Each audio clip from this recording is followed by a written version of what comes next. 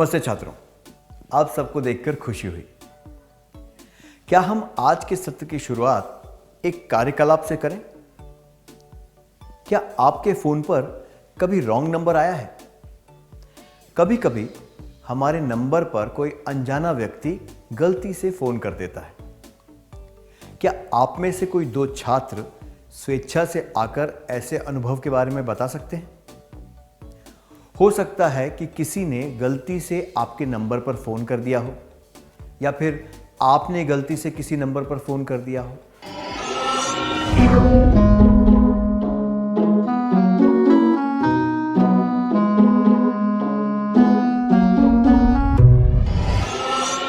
अपने अनुभवों के बारे में बताने के लिए धन्यवाद। फोन होने से बड़ी सुविधा रहती है, पर फोन का इस्तेमाल ठीक से ना किया जाए तो परेशानी भी हो सकती है। फोन पर बातचीत करते समय जो भी समस्याएं होती हैं, वे अक्सर इसलिए होती हैं कि हम सही तरीके से काम नहीं करते। फोन को इस्तेमाल करने के सही तरीके क्या होते हैं, हम आज के सत्र में यही सीखेंगे। मुझे यकीन है कि फोन उठाने के बाद आप फोन करने वाले व्यक्ति का अभिवादन करते होंगे। जहां तक हो सके हमें फोन उठाने के बाद अपना नाम बताकर सामने वाले व्यक्ति का अभिवादन करना चाहिए। परिस्थिति के अनुसार फोन रखने से पहले धन्यवाद भी देना चाहिए।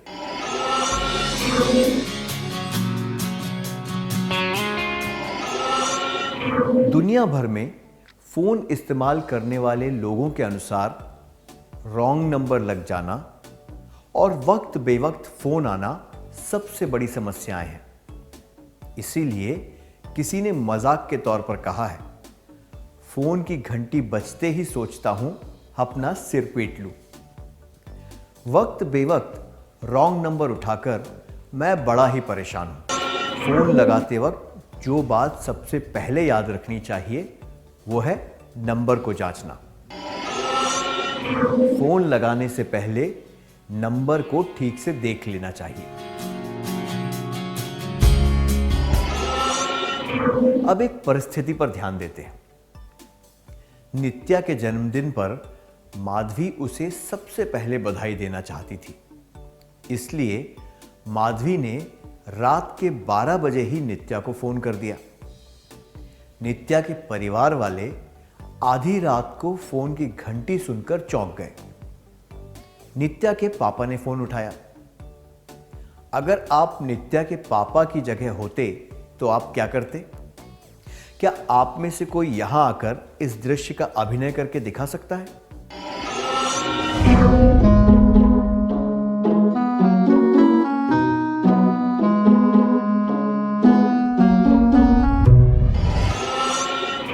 धन्यवाद। हो सकता है कि नित्या के पापा को गुस्सा आ गया हो, क्योंकि किसी ने आधी रात को उनकी नींद खराब कर दी थी। वैसे भी आधी रात को फोन की घंटी बजने से चिंता हो जाती है। तो हमने इस घटना से क्या सीखा? अगर कोई बहुत ही आवश्यक बात हो या फिर कोई आपातकालीन समस्या हो, तभी सुबह सुबह या फिर देर रात को फोन करना चाहिए। हमें उचित समय को ध्यान में रखते हुए फोन करना चाहिए, खास तौर पर जब हम किसी व्यस्त इंसान को फोन कर रहे हों। तब हमें समय का पूरा ध्यान रखना चाहिए। उदाहरण के तौर पर किसी शिक्षक को स्कूल के समय या दफ्तर जाने वाले व्यक्ति को काम के समय फोन नहीं करना चाहिए। अगर हमें किसी व्यक्ति के रोजमर्रा कार्यक्रम के बारे में पता हो तो हम उसे खाने के समय या फिर आराम के समय में फोन कर सकते हैं। अगर हम किसी का कार्यक्रम ना जानते हो तो हमें पहले उस बारे में जान लेना चाहिए। आप फोन करके ये पूछ भी सकते हैं कि अभी उनसे बात करना ठीक रहेगा या नहीं। अगर वो उचित समय ना हो तो आप उनसे समय लेकर बाद में फोन कर सकते हैं। हमें हमेशा ध्यान रखना चाहिए कि हम किसी को अनुचित समय जैसे सुबह सुबह या फिर देर रात पर फोन न करें। किसी से भी बात करने से पहले ये पूछ लेना चाहिए कि उनसे बात करने का ये उचित समय है या नहीं। महेश अपने दोस्त से फोन पर परीक्षा के बारे में कुछ जरूरी बात कर रहा था। अचानक फोन में कुछ खराबी हो गई, जिस वजह से उन दोनों को ठीक से सुनाई नहीं दे रहा था। महेश को क्या करना चाहिए?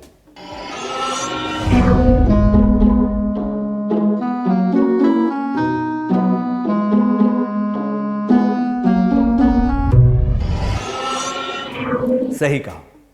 महेश को शिष्टतापूर्वक यह कहना चाहिए कि फोन में खराबी हो गई है। उसे फोन काटकर फिर से नंबर लगाने की कोशिश करनी चाहिए। बात करते वक्त यह जरूरी है कि सब कुछ स्पष्ट रूप से सुनाई दे रहा हो। जब हम कोई जरूरी बात कर रहे हों तो यह और भी महत्वपूर्ण हो जाता है कि बात ठीक से सुनाई दे। हम किसी को समय और तारीख से जुड़ी जानकारी के बारे में तभी बता सकते हैं जब स्पष्ट रूप से सुनाई दे रहा हो। इससे बात ठीक से समझ में आती है और समय भी बर्बाद नहीं होता। अगर बात करते वक्त फोन की लाइन में कोई खराबी हो जाए तो फोन बंद करके फिर से लगाने की कोशिश करनी चाहिए। अब हम अगली चीज के बारे में बात करेंगे, जो है समय। क्या आपके साथ कभी ऐसा हुआ है कि किसी ने फोन पर आने में बहुत देर लगाई हो और आपको बहुत देर तक इंतजार करना पड़ा हो? क्या आप बता सकते हैं कि तब आपको कैसा लगा था?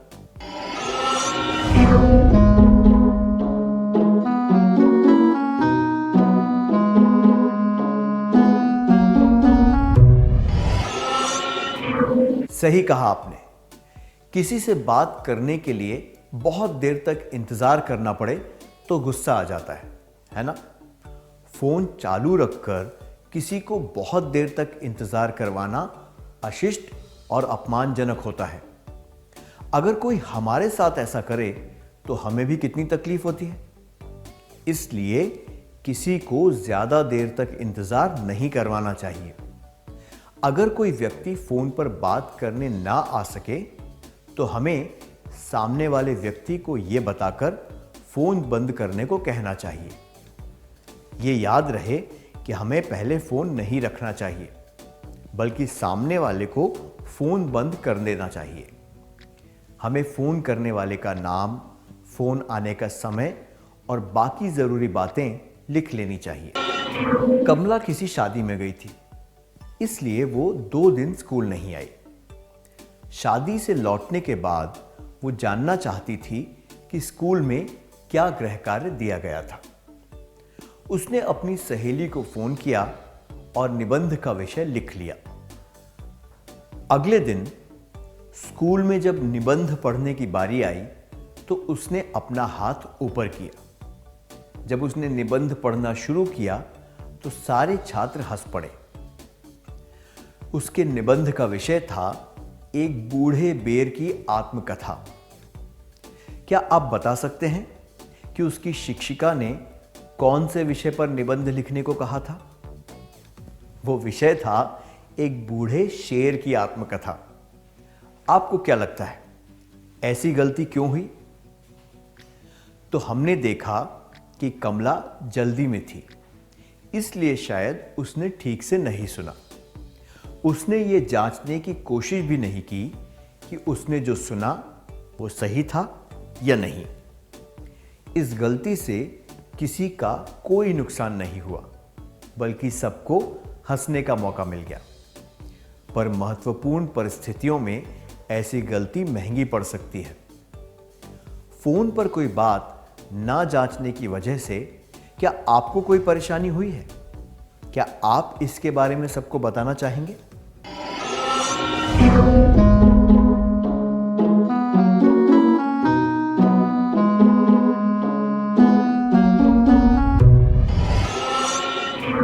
धन्यवाद। इससे हमने क्या सीखा? कोई भी जरूरी संदेश सुनते और लिखते वक्त हमेशा जानकारी को दोहराकर जांच लेना चाहिए।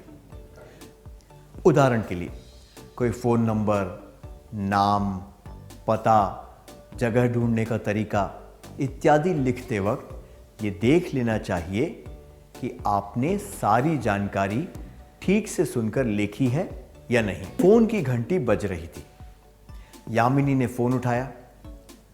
उसके पापा के मित्र कोई जरूरी जानकारी देना चाहते थे। यामिनी के पापा उस समय सैर करने गए थे। यामिनी ने कहा कि वो सारी जानकारी लिख लेगी, पर उसके आसपास कोई कागज या पेन नहीं था। इसलिए उसने जोर से अपनी मां को आवाज देकर बुलाया, मां, मुझे कागज और पेन चाहिए। फोन उसके हाथ में ही था।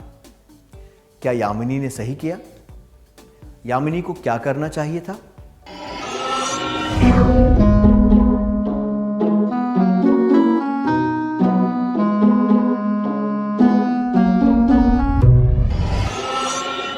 धन्यवाद।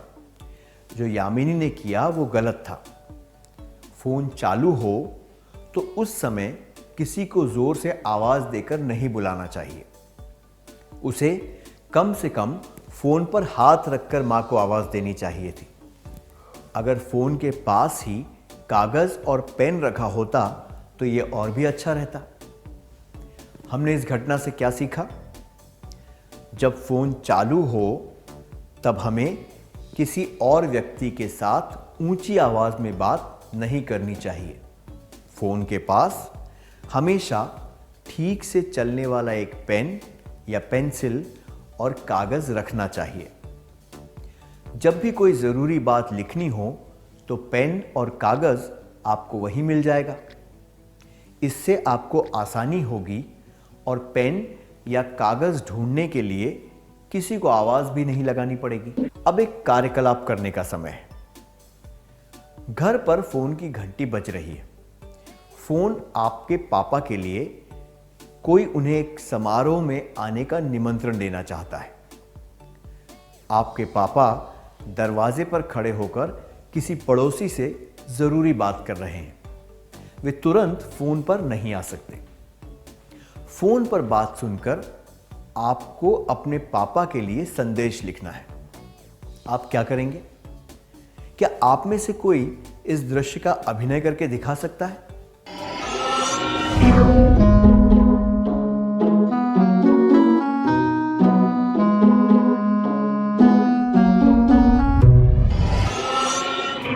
बहुत अच्छा अभिनय किया आपने।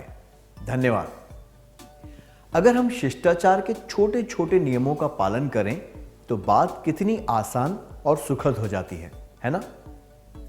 क्या हम आज के सत्र में सीखी हुई बातों का सार संक्षेप कर लें? टेलीफोन वार्तालाप करने का एक उपयोगी माध्यम है। हमें इसका इस्तेमाल जिम्मेदारी के साथ करना चाहिए। फोन लगाने से पहले नंबर को ठीक से देख लेना चाहिए। हमेशा ध्यान रखना चाहिए कि हम किसी को अनुचित समय जैसे सुबह सुबह या फिर देर रात पर फोन न करें। किसी से भी बात करने से पहले ये पूछ लेना चाहिए कि उनसे बात करने का ये उचित समय है या नहीं।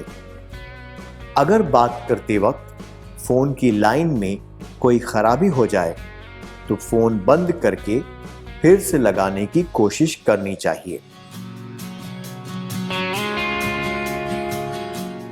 हमें फोन पर किसी को ज्यादा देर इंतजार नहीं करवाना चाहिए। हमें सामने वाले को फोन रखने का मौका देना चाहिए। किसी का संदेश लेते वक्त हमें फोन करने वाले का नाम, फोन आने का समय और बाकी जरूरी बातें लिख लेनी चाहिए। याद रखिए, किसी भी तरह की सुनी हुई जानकारी को एक बार दोहराकर जांच लेना चाहिए। हमें फोन के पास हमेशा ठीक से चलने वाला एक पेन या पेंसिल और कागज रखना चाहिए। जब फोन चालू हो तब हमें किसी को जोर से आवाज नहीं देनी चाहिए।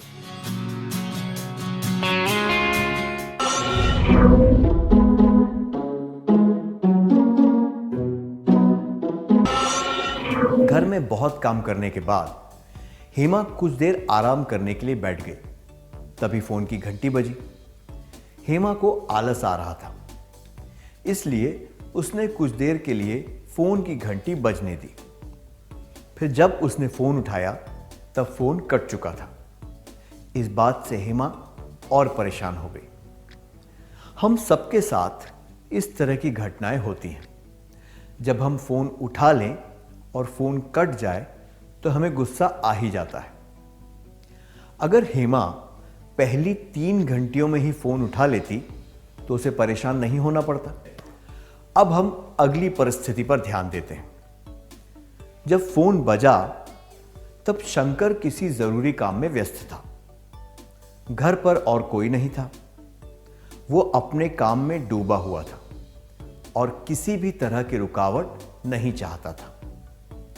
उसने बड़े गुस्से से फोन उठाया और यह बातचीत हुई। कौन है? अरे भाई तुम कौन हो? ये क्या बात हुई? फोन तो तुमने किया था। पर बात करना तो तुमने शुरू किया था ना। अजीब आदमी हो। नंबर तो तुमने लगाया था। क्या तुम्हें इतना भी नहीं पता चलता? बहुत हो गया, मुझे तुमसे और कोई बात नहीं करनी। जल्दी से फोन राजू को दे दो। ओए, यहाँ पर कोई राजू नहीं है। क्या तुम्हें ठीक से फोन लगाना भी नहीं आता? ओफो, ये मैंने क्या कर दिया? बेवकूफ। इस परिस्थिति से हमने क्या सीखा?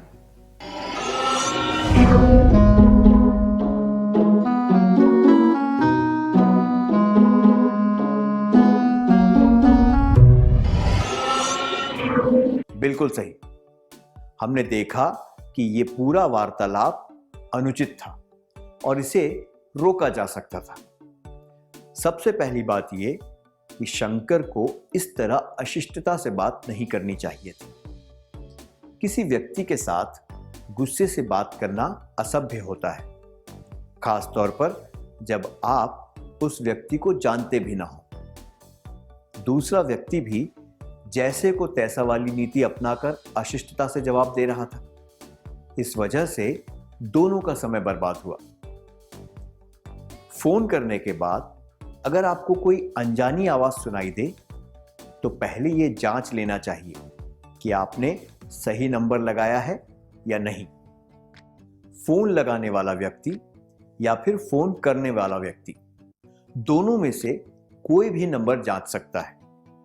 अगर गलती से कोई नंबर लग गया हो तो माफी मांगकर फोन रखने से हम परेशानी से बच सकते हैं। हमने देखा कि अनुचित व्यवहार हो तो कैसा लगता है। क्या आप इसी परिस्थिति के लिए उचित वार्तालाप और व्यवहार करके दिखा सकते हैं?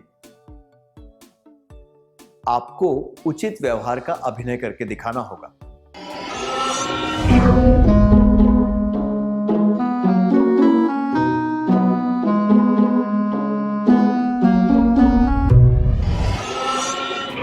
धन्यवाद।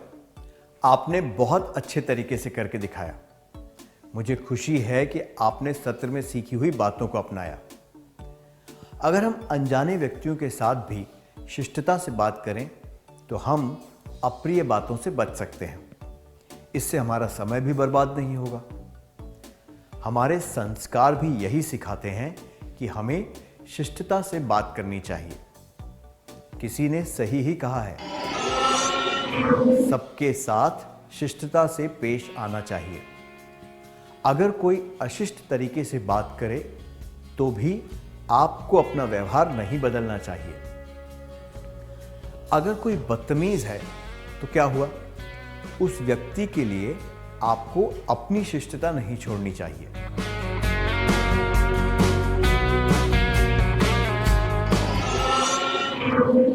माया बातें करने में बहुत चालाक है। वो किसी के साथ भी बातचीत कर सकती है। अगर उसके फोन पर रॉन्ग नंबर आए तो वो अपनी पहचान बदलकर बातें करती ही रहती है। क्या यह अच्छी आदत है? बिल्कुल भी नहीं। माया को अच्छी तरह बातचीत करना आता है, लेकिन रॉन्ग नंबर पर लंबी लंबी बातें करके उसे किसी का समय और पैसा बर्बाद नहीं करना चाहिए। हो सकता है कि फोन करने वाला उसे कोई और व्यक्ति समझकर उसे कुछ महत्वपूर्ण बात बता दे।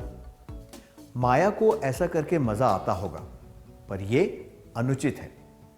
इसलिए अगर कोई रॉन्ग नंबर आए तो फोन तुरंत काट देना चाहिए। अगर आपके फोन पर कोई रॉन्ग नंबर आए तो ज्यादा देर तक बातें नहीं करनी चाहिए।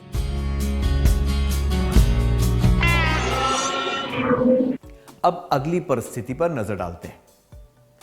आप नाश्ता करते करते टीवी देख रहे हैं, तभी फोन की घंटी बजती है।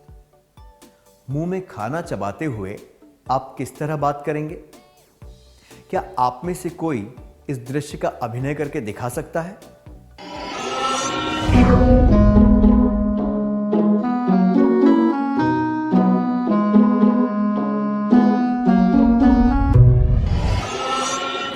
धन्यवाद। दूर रहने वाले लोगों से बात करने के लिए फोन बहुत काम आता है। इसलिए यह जरूरी है कि फोन पर सारी बातें स्पष्ट रूप से सुनाई दें। गणेश इस बात पर गुस्सा है कि उसका भाई कुमार रोज फोन पर घंटों तक अपने दोस्त के साथ बातें करता रहता है। कुमार को यह समझ नहीं आता कि गणेश गुस्से में क्यों रहता है। कुमार को लगता है कि वो किसी को परेशान नहीं करता। आपको क्या लगता है, गणेश सही है या कुमार? क्यों?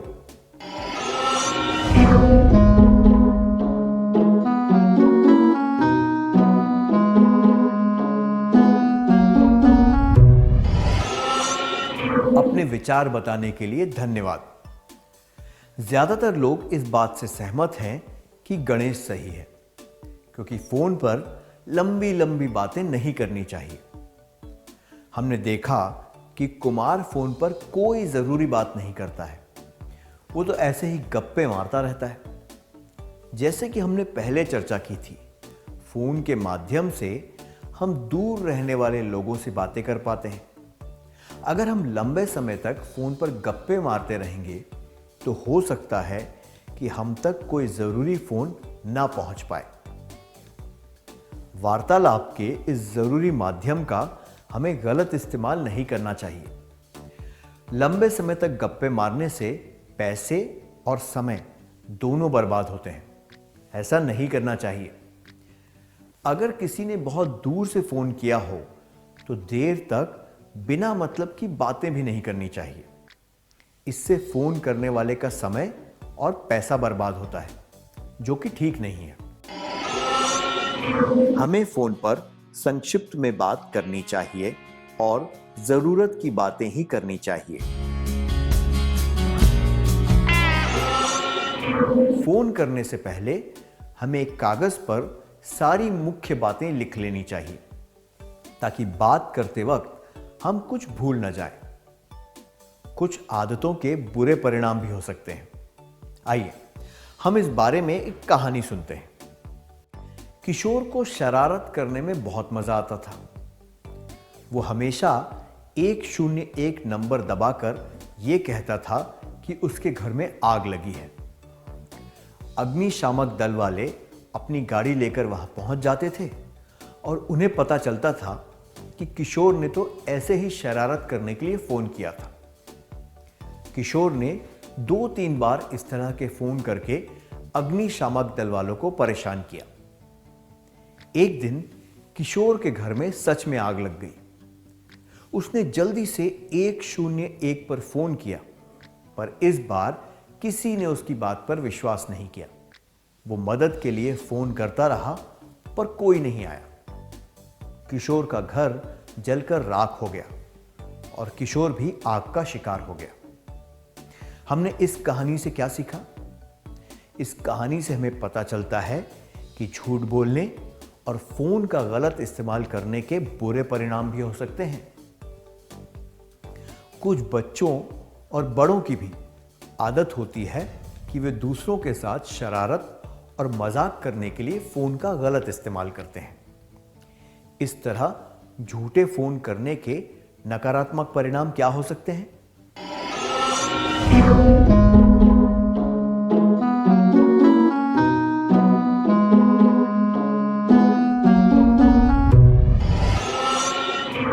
धन्यवाद, आपने बहुत अच्छी तरह बताया।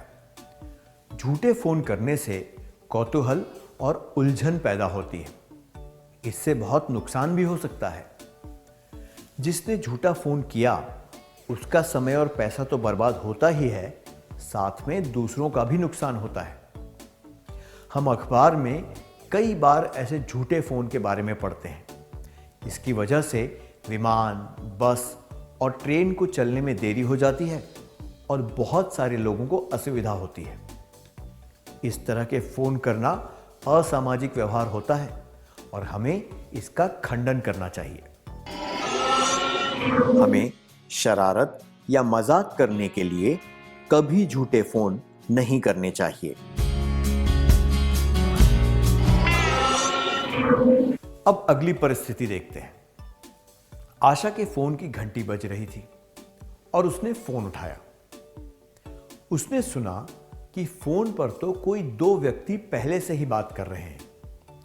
उसके फोन की लाइन किसी और के फोन से जुड़ गई थी। आशा का उस फोन से कोई लेना देना नहीं था। आशा को क्या करना चाहिए था? फोन पर दूसरों की बातें सुननी चाहिए, दूसरों के साथ बातचीत में जुड़ जाना चाहिए, दूसरों की बात नहीं सुननी चाहिए और फोन रख देना चाहिए।